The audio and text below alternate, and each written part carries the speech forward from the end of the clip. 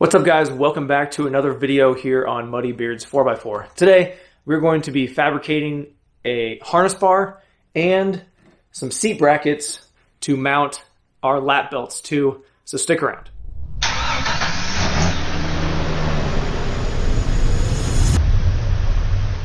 Now, I can understand your apprehension when building or fabricating something as important as your seat belts. So there are options for bolt-on stuff. Rock Hard 4x4 makes a bolt-on harness bar, which is really nice, but I think it's like 160 bucks.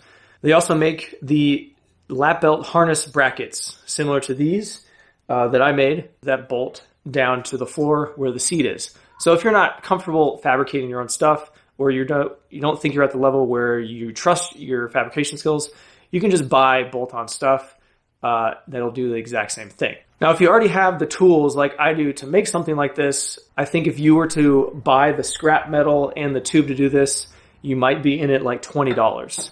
I'm in it for free because this is all scrap metal that I had laying around. I never paid for it. People gave it to me, buddies, or got it at the scrapyard as throwaway stuff that I save up and I end up using on projects like this. So this, besides the tools that it costs, obviously there's a lot of money that I have in tools in my garage, but if you already have it, this cost me $0, just my time, which I have a lot of it right now, so taking advantage of it and doing it right now. Now, I'm not going to spend a ton of time on the safety aspect. I'll put a graphic up on the screen. It's your harness is going to come with this graph, but basically your shoulders, you want it not bolted to the floor. Don't do that. Basically, optimal is 10 degrees below your shoulder height, 0 to 20, and as far as your lap belt, 45-degree angle.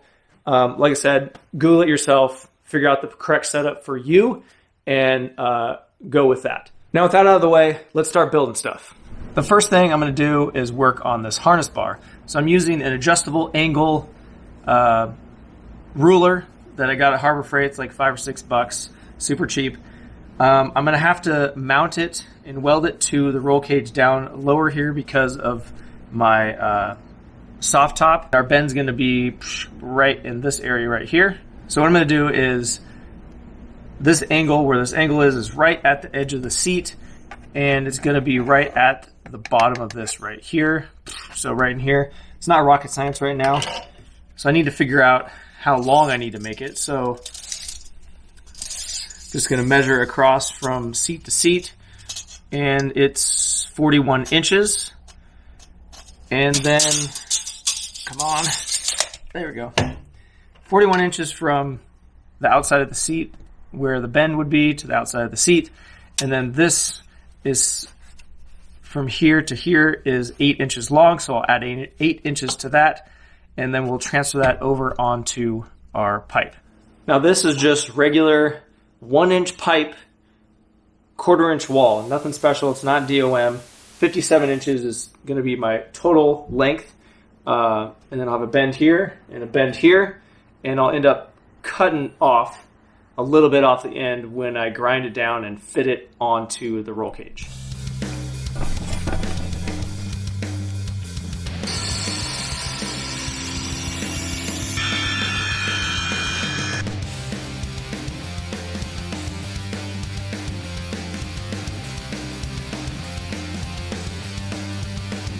So the bend is done, and it's not quite as much angle as I originally kind of was going for, but let's go set it up in there and see if I like it. You can see this is, squished a little bit. I actually really like that. That is going to work out perfect, I think. Now, if you want to avoid a case of the kinks like that last tube, what you want to do is set it up in the bender here, have your center mark where you want the center of your bend to be, and then just measure out like 1 inch on each side, and basically set it up, just tension on it. 1, 2, 3, 4, 5. So we'll do 5 on that one, and I'll move it 1 inch.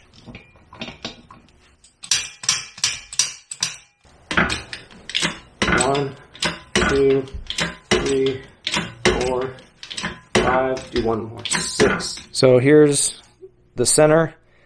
I bent it there, and then bent it on this side, and now I'm going to bend it on this side, and then we'll check to see where I'm at.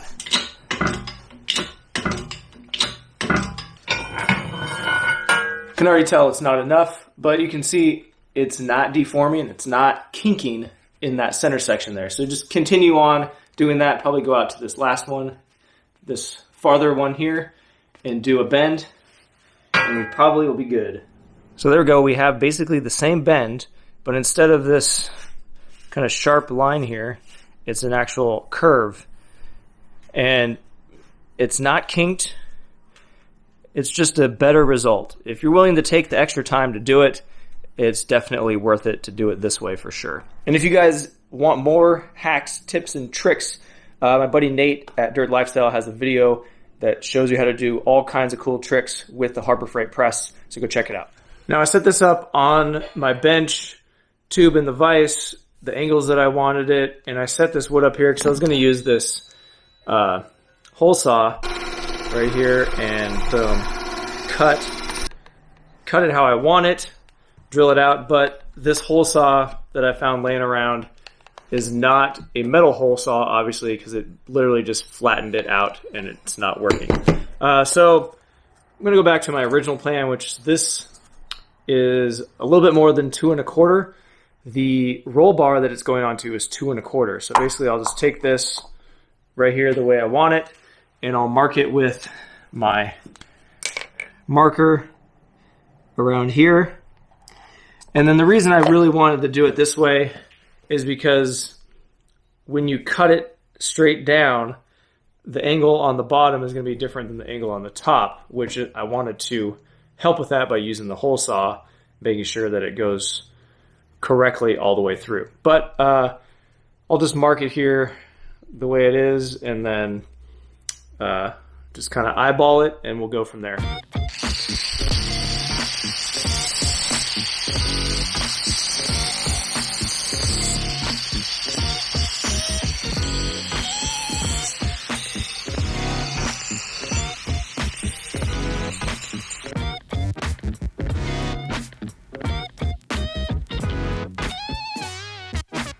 Well, my wife did not want to be on camera, so missed that part. But basically just figured out where I'm going to bend the other side. Now this side's done. I can copy exactly what I have on this side on the other side. But one thing that I do to make sure on these non-precise tube benders is I'm just going to basically put a template of here with a Sharpie of the bend. So when I start bending the other side, I can make sure, just keep setting it up on top of here and make sure that I get the same bend.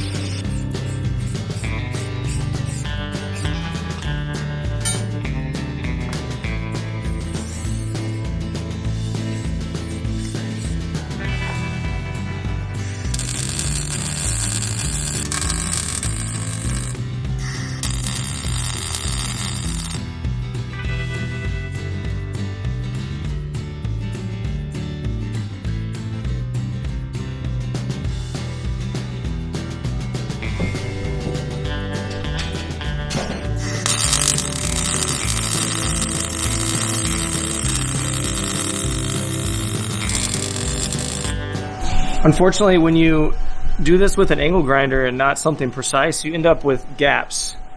I don't know if you can see right here. And this is a pretty good gap right here. So I basically have to fill in on the roll bar side to bring it out to where this tube is. So basically build this side up, and then I can weld one big bead across to fill it all in. Hopefully that works.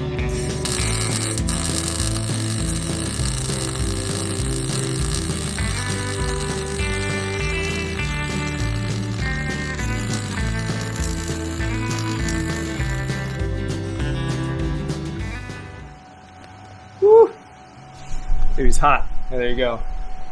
That worked out pretty good. Still got some stuff I got to fill in, but it's coming along.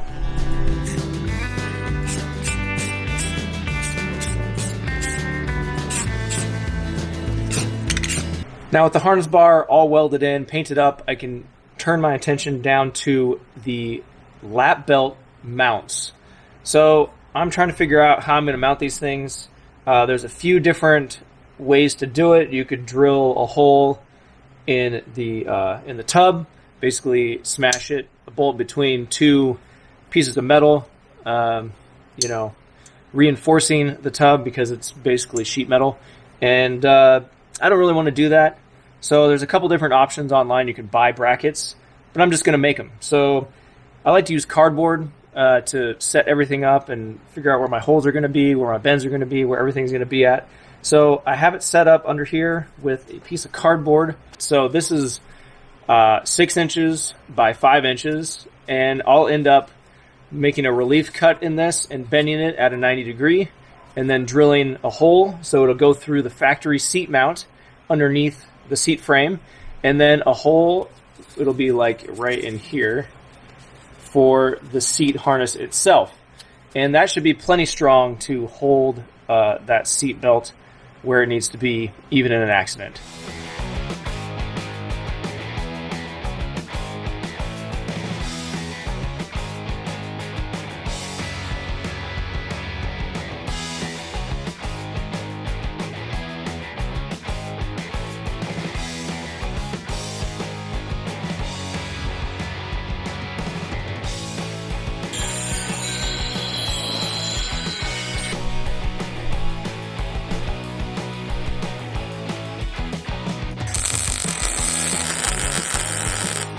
Always smart to test fit things before you totally finish it out. So I can make changes if I need to still. Right now it's not welded, there's no holes drilled, but this is looking pretty good. I like the way it's sitting. I can put a nut on the back side here. There's a little space, there's a gap, and I am going to roll with it. So got to finish welding the back and drill 2 holes and then make another one.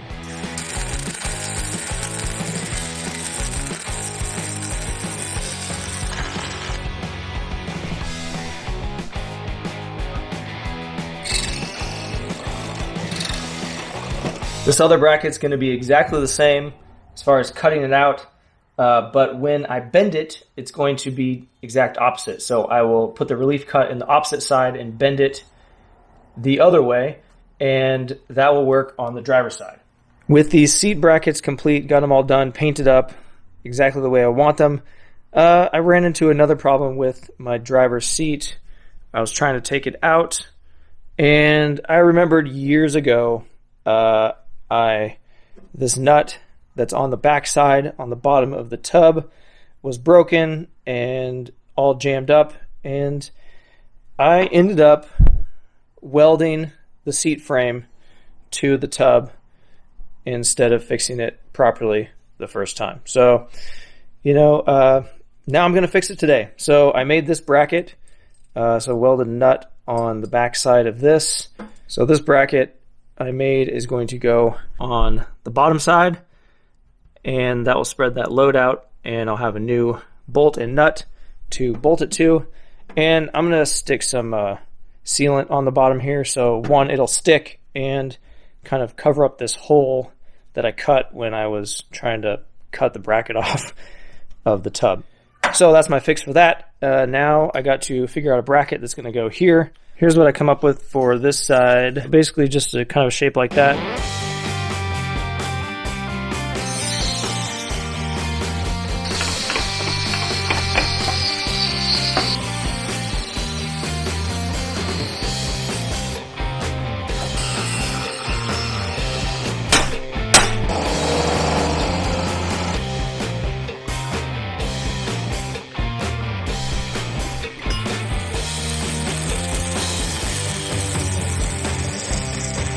So here it is, final product. This is the passenger side set, and this is the driver side set with my little fix for my broken off bolt and nut in the tub. So I'll install this all at one time. So this is what it's going to look like, bolted underneath the seat frame. I am happy with how everything came out, so let's go install it on the Jeep.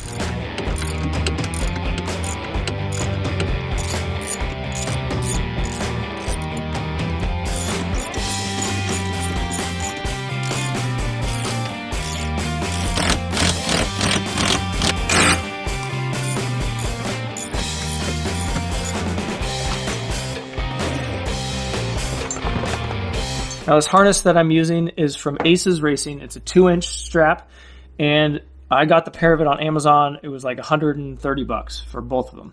I did originally have plans, and I have this 3-inch Pro Armor harness, which is much beefier, much bigger, which is what I was originally going to run. I decided to go away from this latch style, this guy right here. Because the wife and kids trying to get in and out of the vehicle with this strap, I just didn't want to deal with it and thought it would be easier. It was just this buckle style, like this one. It's just a regular old buckle, which is super nice, super easy to use. Now this Pro Armor harness, 3-inch harness, is about $100 for one of them. So it'd be about $200 to get into a pair of these. Pro Armor also makes 2-inch ones that are comparable to this, that are maybe like $5 more per harness. I'll leave a link in the description to my Amazon store where I'll put the harnesses, this pass-through harness, all the parts that I'm using that you can purchase on Amazon. I'll put that in there if you're interested. Now there's a couple different ways you could attach this. You could weld the tab onto your harness bar and then bolt this to the harness bar itself. I am choosing to wrap it around the harness using that method. That's just the way I prefer to do it. Is there a strength difference? I really don't know, but probably not. I don't see how there could be a strength difference. In my case, with the seats here, with the tight space that I have, I don't have the extra room of all this extra bracketry here because it's about 2 inches longer that it has to be in order to mate up to the bracket and bolt it down. If you had more room and the harness bar was, way out here, you had an extra couple inches or a foot or 6 inches, and it mounts back on the roll cage or something, you could definitely use this right here. But still, I would probably still use the wrapping method. That's just my preferred method. Well, guys, that's how I installed the 4-point harness in my Jeep. Make sure you adhere to the safety and installation guidelines set by the manufacturer of the harnesses. The way that I set this up, I can also run with my factory seatbelt. Everything is still intact as far as the regular seatbelt. If you guys learn anything from the videos here on Muddybeards 4x4, make sure you hit the subscribe button, like the video, leave me some comments, let me know what you think. And if you want to follow us on social media, we are at Muddybeards 4x4. Got a website, muddybeards4x4.com, and the Amazon store. Link will be in the description where you can find the harnesses, pass-throughs, all the parts that I'm using on this setup. Until next time, we'll see you guys on the trail.